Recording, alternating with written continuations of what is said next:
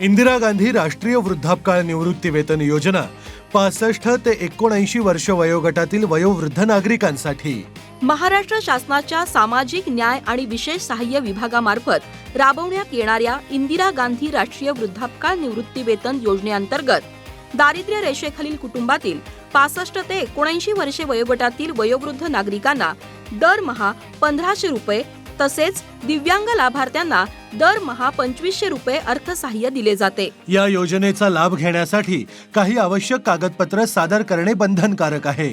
उत्पन्नाचा दाखला किंवा दारिद्र्य रेषेखालील कुटुंब यादीतील समावेशाचा साक्षांकित उतारा आवश्यक आहे।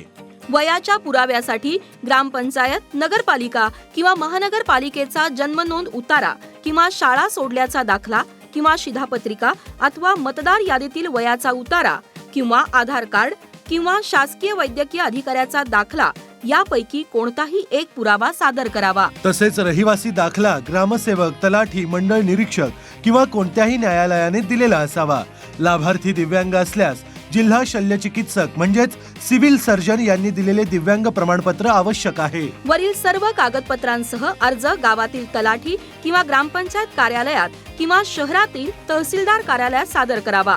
योजना मंजूर झाल्यानंतर लाभाची रक्कम आधार क्रमांक संलग्न असलेल्या बँक खात्यात दरमहा थेट जमा केली जाईल। महसूल विभाग, महाराष्ट्र शासन यांच्यातर्फे जनहितार्थ प्रकाशित।